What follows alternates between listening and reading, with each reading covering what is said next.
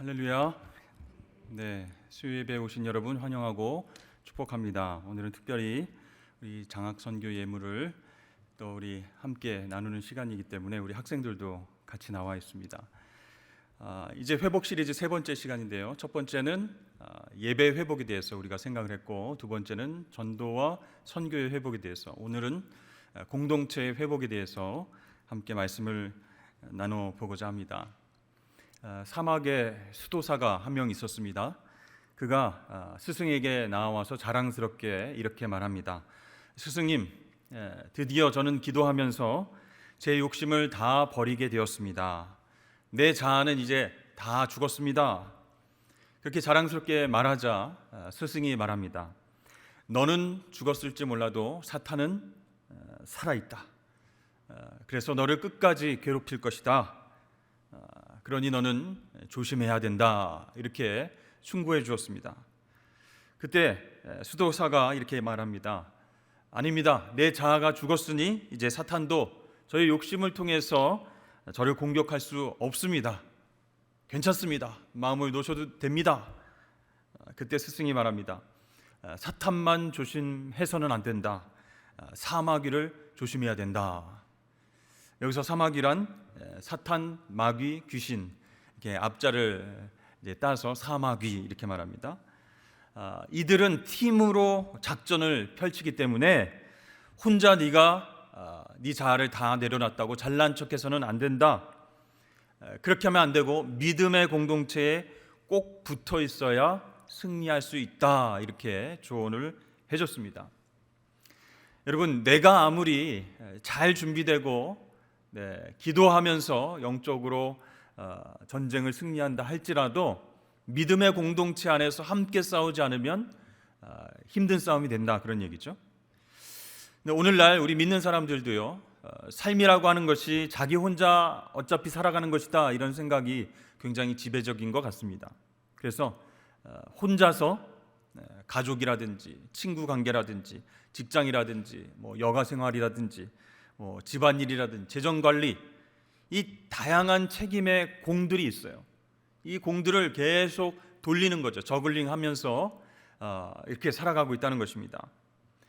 때때로 이 공들을 잘 돌리다가도 부담이 생기면 하나 또는 여러 개의 공을 내려놓게 되는데요. 그 중에서 어떤 공을 떨어뜨리게 되느냐, 내려놓게 되느냐, 바로 교회와 신앙생활의 공은 밑으로 내려놓고 다른 것을 저글링하면서 혼자 살아가게 된다는 것입니다. 여러분, 우리 그리스도인의 삶의 중심에는 개인인 나가 아니라 우리 교회가 있다라는 것입니다. 그래서 이 교회는요, 내가 돌려야 하는 또 다른 공이 아니라 내가 누구인지를 알려주며 또 내 삶이 예수 그리스도의 형상을 닮아가도록 도와주는 것인 줄로 믿습니다. 그래서 나 혼자 그것을 어떻게 해보려고 돌리는 그런 저글링 공이 아니라는 거예요. 여러분, 이 복음이라고 하는 것, 기쁜 소식이라고 하는 것은 사귐과 관계에 관한 것이다 라고 말씀드릴 수 있습니다. 하나님과 어떤 사귐을 가질 것인지, 또 이웃과는 어떤 관계를 맺고 살아갈 것인지, 복음은 이에 대한 질문에 답을 던지고 있습니다. 그런 의미에서 이 복음이라고 하는 것은요, 개인적이라고 하기보다는 바로 공동체적이다라고 말씀드릴 수 있습니다.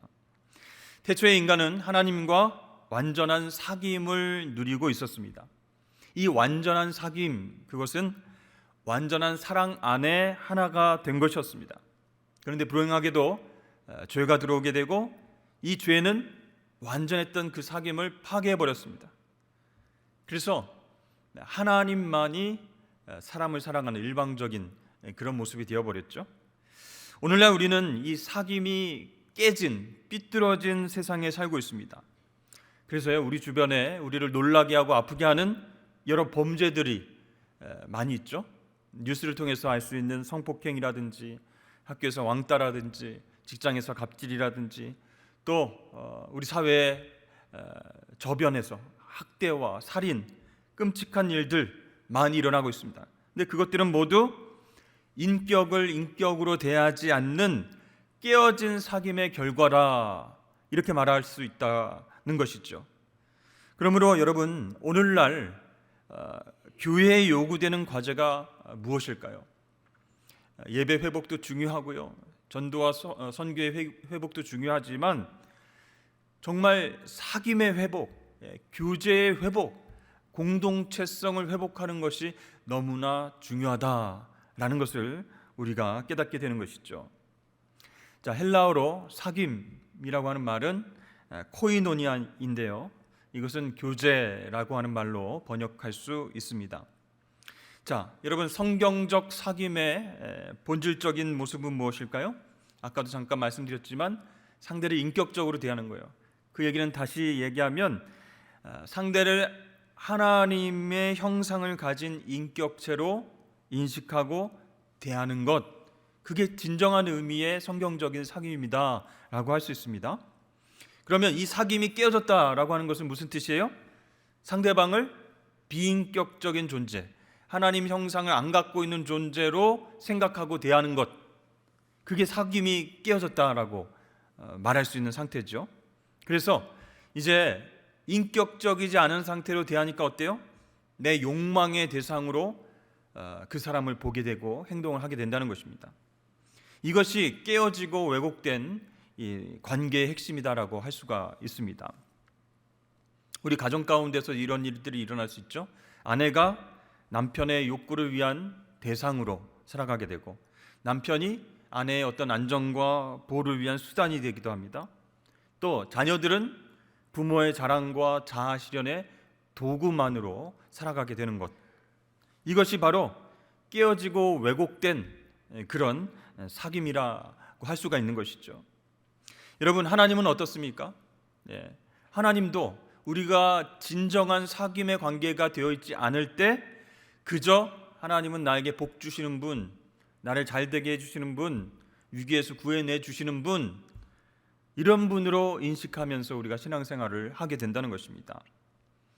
여러분, 깨어진 사귐의 형태들 성경에서 많이 볼 수 있는데요, 가인과 아벨, 그렇죠?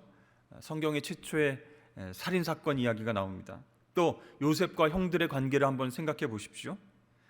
자, 하나의 인격으로 하나님의 형상으로 서로를 대하고 있습니까? 그것이 아니라 자신의 욕구와 필요를 채워주는 그런 존재를 생각하니까 죽이고 또 팔아버리는 그런 일들이 일어나게 된 것이죠. 그러니까 하나의 물건처럼 생각하게 되니까 그런 죄악들이 일어나게 됐다는 것입니다. 그렇습니다. 이 사귐, 코이노니아는 서로가 상대를 인격적으로 대하는 것에서부터 출발하는 것이다 라는 것이죠. 여러분, 작년 초에 끔찍한 사건들이 많이 있었는데 그 중에서 정인이 사건, 정인이 이야기 여러분 잘 아시죠? 세상이 너무나 시끄러웠습니다. 16개월의 짧은 생을 살다가 그렇게 죽은 정인이의 죽음, 그것이 의미하는 것이 과연 무엇인가? 우리의 사귐, 우리의 공동체성이 얼마나 그렇게 깨졌으면 이런 안타까운 사건들이 벌어지는가? 여러분, 성경에 나오는 인류의 첫 살인사건, 그것이 일어났을 때 하나님께서 말씀하셨습니다. 내가 무슨 일을 저질렀느냐? 너의 아우의 피가 땅에서 나에게 울부짖는구나. 이렇게 하나님께서 말씀하셨습니다. 자, 아무도 안 보는 것 같았습니다. 그래서 살인을 저질렀어요. 하나님께서 하늘에서 보고 계시지만 어디요? 땅에서 피가 울부짖었다 이렇게 말씀하셨습니다. 그것은 한 생명의 억울한 죽음은 이 하늘의 문제인 동시에 땅의 문제다라고 말씀하시는 거예요. 이 사람과의 관계뿐만 아니라 하나님과의 관계도 마찬가지입니다. 내가 내 인생의 주체가 될 것을 내려놓고 하나님의 이야기 앞에 나를 객체로서 겸손하게 내려놓는 것, 그렇게 함으로써 하나님과 온전히 하나가 되는 것, 이것이 바로 사귐의 본질이다라고 얘기할 수 있는 것입니다. 여러분, 죄는요, 이 사귐의 기초를 무너뜨리는 거예요. 그리고 나만을 유일한 주체, 그것으로 주장하게 만든다는 거예요. 그래서 나 외에는 아무것도 안 보이는 겁니다. 하나님도 이웃도 모두 필요 없어요. 귀찮으면 나의 인생에서 언제라도 치워버려도 상관없는 존재로 사람들을 대하게 된다라는 것이죠. 그러니까 이 사람들의 특징은요, 내가 중심이요, 나 외에는 누구도 하나님의 형상대로 지어진 존재가 없다. 그러니까 그 말은 나 외에는 소중한 사람이 없다, 이렇게 생각하는 거예요. 그러니까 코이노니아가 죄로 인해서 파괴되어 버린 그런 세상 속에서 우리가 살게 되었다라는 것입니다. 자, 이러한 사탄의 유혹과 방해로 인해서 진정한 사귐이 하나님과 또 이웃 사이에서 발생하고 있지 않습니다. 여러분, 어떻게 해야 되겠습니까? 이 세상을 보면 진짜 교제, 진짜 사귐, 사랑의 관계, 그것이 다 깨트려져 버려 있는 거예요. 이런 무질서 속에서 우리가 어떻게 살아가야 할까요? 오늘 본문 말씀을 통해서 우리는 우리 그리스도인의 공동체성, 사귐을 어떻게 지켜내야 할지 말씀을 통해서 한번 생각해 보기를 원합니다. 우선 오늘 본문의 22절 말씀에 온전한 믿음으로 하나님께 나아가자, 이렇게 이야기하고 있고요. 23절은 우리가 믿는 도리의 소망을 굳게 잡고, 이렇게 얘기하고 있습니다. 24절은 서로 돌아보아 사랑과 선행을 격려하는 일이 필요하다. 22, 23, 24절에 믿음, 소망, 사랑이라고 하는 가치가 한꺼번에 들어가 있습니다. 모두 나오게 되는 거예요.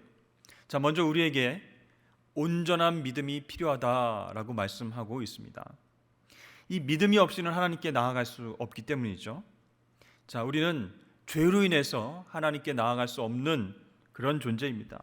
하나님과 교제할 수 없게 된 그런 존재가 되었죠. 그러나 예수 그리스도께서 대제사장이 되셔서 십자가에서 흘리신 피로 우리 죄의 문제를 해결하셨습니다. 그로 인해서 예수를 믿는 모든 사람이 하나님의 은혜 보좌 앞으로 나아갈 수 있는 은혜의 길이 열렸습니다.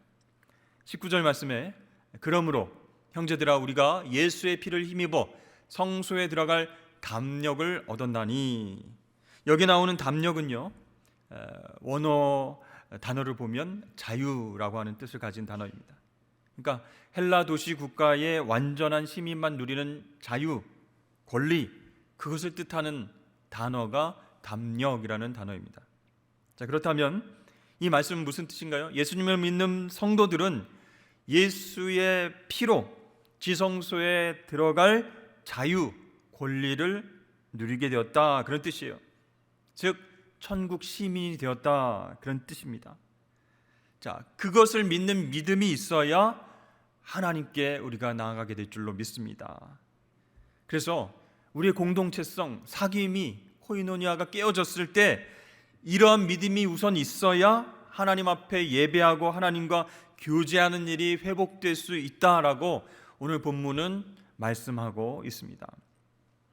또 어떤 일이 있어도 예수 그리스도에 대한 소망을 굳게 잡아야 된다라고 말씀합니다. 여러분, 소망이 없이는 미래를 기대할 수 없다는 것이죠. 공부해서 뭐해? 전쟁 나면 다 끝이 날 텐데, 내년에 예수님 올 텐데 열심히 공부해서 뭐해? 열심히 돈 벌어서 뭐해? 사람이 소망이 없어지는 거예요. 소망이 있어야 앞으로 다가올 미래를 기대하며 살아갈 수 있는 것이죠. 그런데요, 그 소망을 흔드는 일이 교회 안에 종종 있게 되었습니다. 이 히브리서 편지를 받는 그 당시 초대교회 공동체는요, 극심한 박해에 직면해 있었습니다. 환난과 핍박으로 인해서 성도들은 뿔뿔이 흩어지고 위기를 맞이했습니다. 예수 믿는 자들을 잡아서 감옥에 가두고 죽이기까지 했습니다. 이렇게 박해가 생기자 자신의 목숨을 지키기 위해서 예배와 모임과 교제를 포기하는 성도들이 많이 늘어나기 시작했습니다. 자, 이때 필요한 것은 무엇일까요? 우리가 어떤 소망을 가져야 될 텐데, 아니 믿으면 다 죽인다고 하니까 얼마나 두렵습니까? 그때 오늘 말씀은 이렇게 우리에게 권면합니다. 예배와 교제를 위한 모임을 패하지 말고 더욱 모이기에 힘쓰라, 이렇게 권면하고 있습니다. 아니 모여서 예배하고 예수는 그리스도이십니다라고 고백하면 잡혀가고 죽는데 모이는 것을 피하지 말라, 이게 말이 되는 얘기입니까, 여러분? 근데 여러분, 주의 인자하심이 생명보다 낫다. 내 입술은 주를 찬양한다. 그런 말씀이 있죠. 주님의 인자하심과 주님의 계획이 나의 생명보다 더 낫기 때문에 나는 어떤 상황 속에서도 주님을 찬양한다. 내 입술은 주를 찬양한다. 그런 고백입니다. 코로나19로 인해서 교회 예배와 모임과 교제가 자유롭게 되지 못한 지 2년이 넘었습니다. 물론 서로 조심해야 되는 부분이 있습니다. 남을 배려해서 몸이 안 좋으면 집에서 영상으로 예배 드리는 것도 중요합니다. 그러나 이러한 상황일수록 우리의 소망이 떨어지지 않게 하기 위해서 모이기를 피하지 말고 서로를 돌아보는 사랑을 실천해야 된다라고 오늘 말씀은 우리에게 권면하고 있는 것입니다. 사랑과 선행으로 서로를 격려하면서 이 어려움을 같이 이겨내야 우리에게 허락하신 공동체로서의 사명을 감당하게 되고, 그래야 하나님만 바라보는 소망이 생긴다는 것이에요. 어떻게 보면 굉장히 역설적이고 말이 안 되는 것 같죠. 그러나 힘들고 어려운 상황일수록 모이기를 피하지 말고 서로 사랑으로 선행으로 격려해 주어야 하나님을 바라보는 소망이 생긴다, 이렇게 말씀하고 있는 것입니다. 여러분, 우리 주변을 보면요, 정말 이기적인 사람들 많이 있습니다. 우리 그리스도인들도 그런 부분들이 많이 나타나는 것 같아요. 자기중심적으로 살아가는 우리 이기심과 죄성이 있는데, 이 이기심과 죄성이 진정한 사귐, 진정한 코이노니아를 방해하고 있다는 사실입니다. 그래서 만남과 관계가 굉장히 계산적이에요. 내가 저 사람을 힘든 상황에도 만나면 무슨 이익이 있을까? 내가 뭘 얻을 수 있을까? 막 머리로 계산해서 그래, 이익이 된다 하면 만나고, 그렇지 않으면 안 만나고, 이렇게 굉장히 계산적이 되었습니다. 그러니까 나에게 이익이 될까 손해가 될까를 늘 따지면서 사람을 대하고 모임에 참여합니다. 그러니까 관계가 어떻게 되겠어요? 피상적이 되는 거예요. 그냥 껍데기 같은 그런 관계가 유지가 된다는 것이죠. 부부나 형제 사이에서도 이런 손익을 계산하는 그런 시대 속에서 우리가 살아가게 되는 것입니다. 그렇게 여러분 살아가게 되면 어떻게 될까요? 조금의 충격과 어려움이 다가오면요, 그 사귐과 공동체성이 쉽게 무너지고 깨어지게 된다는 것이에요. 그래서 우리 성도들 안에서의 사귐은 이런 피상적인 모임, 또 계산적인 모임이 되지 않아야 된다는 것이죠. 여러분, 초대교회 성도들은 어떻게 살았을까요? 예수 그리스도 안에서 새로운 피조물이 되고 성령 안에서 거듭난 성도들은 함께 신앙생활을 해나갈 때에 여러 가지 어려움이 있었지만 성도들을 남으로 보지 않았다는 거예요. 타인으로 보지 않았다는 거예요. 예수 그리스도의 피를 함께 나눈 한 형제로 봤다라는 것입니다. 예수님과 한 몸을 이루는 지체로 생각하고 서로 돌아보고 서로 사랑을 베풀어 주었다라고 말씀하고 있습니다. 오늘 24절 말씀에 서로 돌아보아, 이런 말씀이 나오는데요, 돌아본다는 얘기는 형식적으로 잘 지내셨어요? 별일 없으셨어요? 이렇게 안부를 묻는 수준이 아니라 자세하고 깊은 관심을 나타내면서 세심하게 살펴보고 그 사람의 필요가 있다면 적극적으로 도와주는 그런 의미가 있는 말입니다.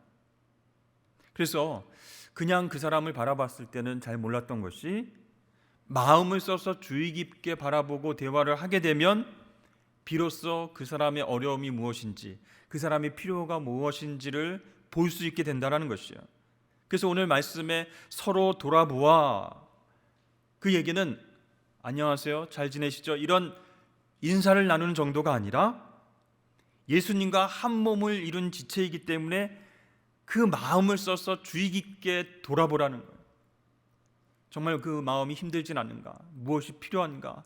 상처가 있는가 없는가? 무엇을 위해서 기도해 줘야 되는가? 이렇게 마음을 써서 사랑을 나누는 것, 그것이 바로 서로 돌아본다라고 하는 그 말의 특징이에요. 그럴 때 집사님의 표정이 어두웠던 이유가 드러나게 되고요. 또 문제가 많이 있어서 풀지 못했던 상황이었는데 함께 기도하면서 하나씩 풀어가고 하나님께서 바른 길로 인도해 주심을 함께 경험하게 된다는 것입니다. 또 새 가족이 등록했는데 그 이후로 계속 안 보이게 되면 무슨 일이 있을까 전화해보고 또 찾아가 보기도 하는, 그렇게 마음을 써서 돌아보는 일들이 있어야 우리 안에 진정한 사귐, 코이노니아가 회복될 수 있다라고 말씀하는 것이죠. 그렇습니다. 예수 그리스도 안에서 한 형제된 우리는 영이 하나로 연결되어 있는 형제 자매입니다.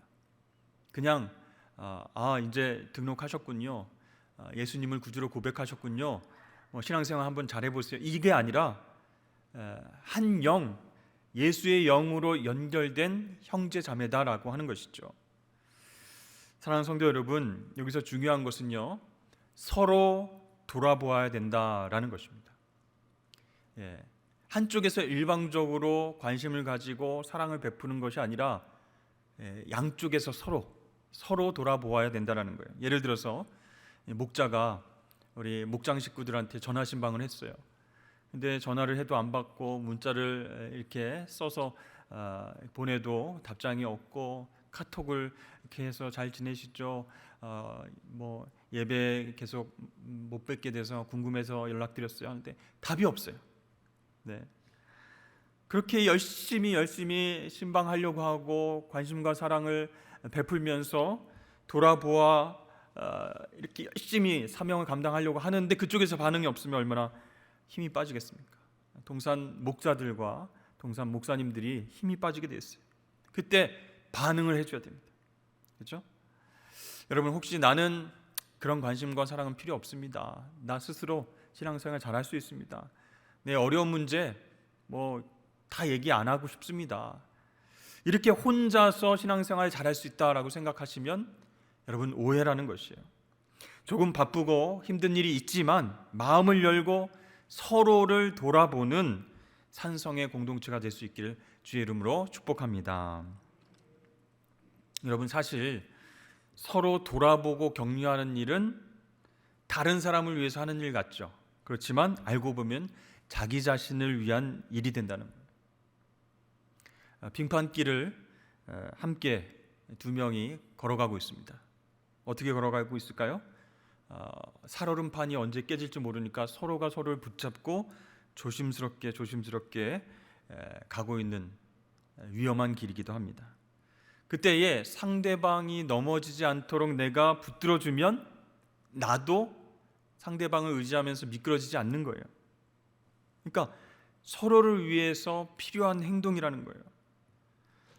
돌아보고 격려하는 것, 그것은 한쪽이 일방적으로 주면 그만이겠지, 그게 아니라 서로를 돌아보고 격려하는 것이 진정한 사귐, 진정한 교제를 회복하는 길이다라는 것이죠.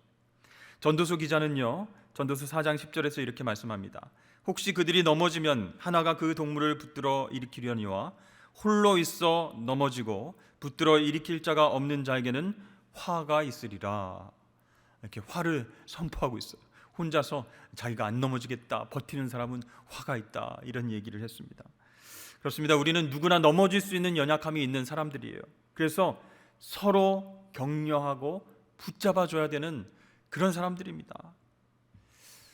여러분, 새들 가운데 서로를 가장 잘 격려하는 또 돌보는 새가 있어요. 어떤 새가 그럴까요? 기러기라고 하는 새입니다. 원래 이 기러기는 강한 새가 아닙니다. 날개도 굉장히 약합니다. 그런데 이 기러기는 새 중에서 가장 멀리 날아가는 그런 새입니다. 어떻게 해서 그게 가능할까요? 그 이유는 날아가면서 서로를 격려해 주면서 날아가기 때문이다라는 것이죠. 사진 한번 보여주시면, 기러기 떼는 어떻게 날아가고 있어요? V자 대형을 이루면서 날아가는데요, 제일 맨 앞에서 날아가는 그 기러기가 공기의 저항을 먼저 뚫어준다고 그럽니다. 그렇게 앞에서 힘차게 날아가는 그 기러기 덕분에 뒤에서 날아가는 기러기는 그만큼 쉽게 날아갈 수 있는 거예요. 이 조류학자들은요, 이런 기러기와 같은 V자 대형으로 날아가는 것이 혼자서 날아가는 것보다 약 71%나 더 오래 멀리 날아갈 수 있다, 이렇게 보고를 했습니다. 자, V자에서 맨 앞에 가는 기러기가 힘겹게 공기 저항을 뚫으면서 앞으로 나아가고 있죠. 그럼 뒤에 있는 기러기들은 뭐 할까요? 네, 뒤에 있는 기러기들은 꽥꽥 하면서 계속 운다고 합니다. 우는 소리를 냅니다. 그 얘기는 뭐냐면 앞서 날아가는 새에게 격려를 해주는 그런 소리라고요. 힘내라, 잘하고 있다, 조금만 더 가면 된다, 이렇게 꽥꽥 하면서 뒤에서 기러기들이 소리를 쳐준다고 합니다. 자, 그렇게 열심히 날아가다가 앞에 가던 기러기가 지치면 어떻게 될까요? 바로 그 뒤에서 날아가던 기러기가 위치를 바꿔주는 거예요. 그리고 병들고 지친 동료가 있으면 한두 마리가 같이 그 기러기와 함께 뒤로 쳐져서 쉬면서 회복될 때까지 기다려줍니다. 절대로 혼자서 행동하는 기러기는 없다는 거예요. 그렇게 돼서 회복이 같이 되면 날아가는 거예요. 여러분, 새들도 이렇게 하는데 하나님의 형상으로 지음받은 우리는 어떻게 해야 될까요? 마땅히 서로를 돌보고 격려하면서 어려운 세상을 이기며 앞으로 전진해야 가야 된다라는 것입니다. 여러분, 교회는요, 서로 격려하고 사랑과 선행으로 세워줘야 되는 그런 장소가 되어야 합니다. 특히 오늘 말씀해 보면 그날이 가까움을 볼수록, 마지막 때가 올수록 서로 돌아보면서 사랑과 선행으로 격려해야 된다라고 말씀하고 있어요. 히브리서 기자는요, 박해와 핍박으로 인해서 교회를 떠나는 사람들, 교회 못 나오는 사람들 굉장히 안타깝게 생각했습니다. 얼마나 박해가 심했으면 교인들이 무서워서 두려워서 교회에 나오지 못했을까. 점점 교회에 나와서 예배드리는 사람들이 줄어드는 거예요. 핍박이 너무 심하니까. 너무 무섭고 두려워서 일단은 살고 봐야 되지 않겠냐, 이런 생각을 가진 사람들이 많았습니다.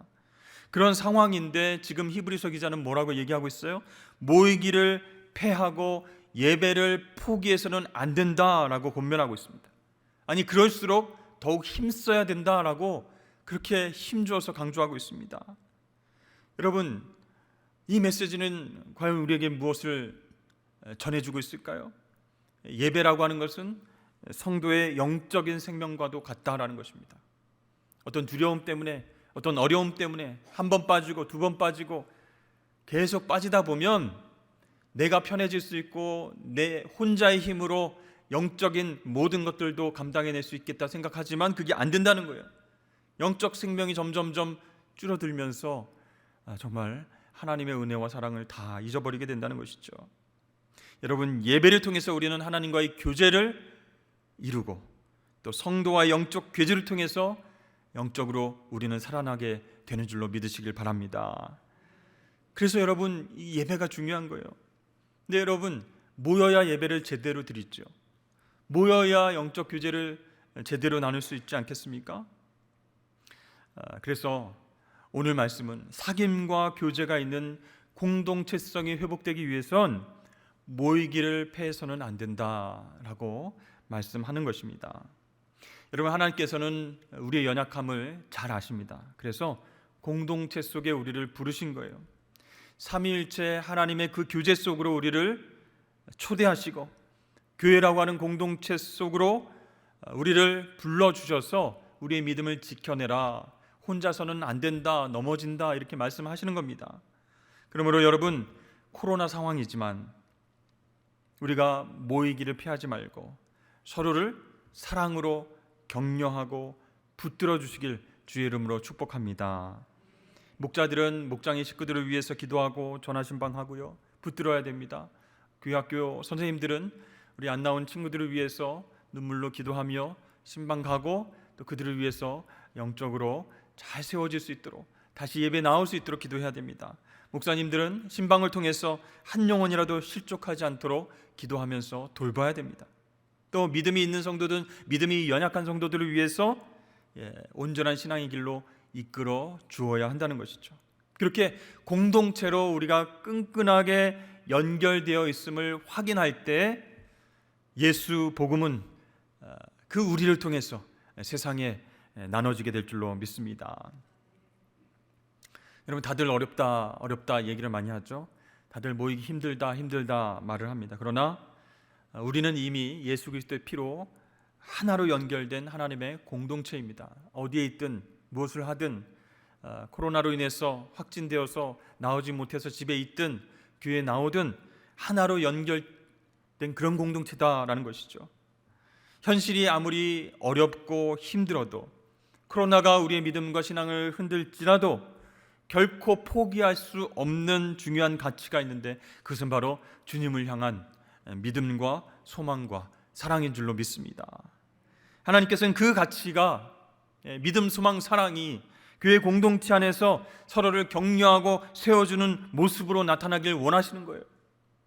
그래야 믿음을 갖고 소망이 커지면서 사랑을 베풀 수 있기 때문입니다.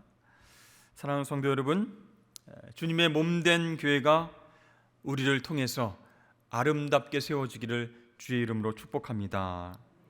그래서 모이기를 피하는 어떤 사람들의 습관과 같이 우리가 그 습관을 따라가지 말고, 마지막 때가 가까울수록, 힘들고 어려운 상황이 계속 지속될수록 옆에 있는 분들을, 서로를 돌봐주고 사랑과 선행으로 격려해주고, 그래서 정말 내가 이 교회 교인이라는 것이 자랑스럽다, 하나님의 자녀라는 것이 너무나 자랑스럽다, 이런 정체성을 확인하고 끝까지 승리하시기를 주의 이름으로 축복합니다.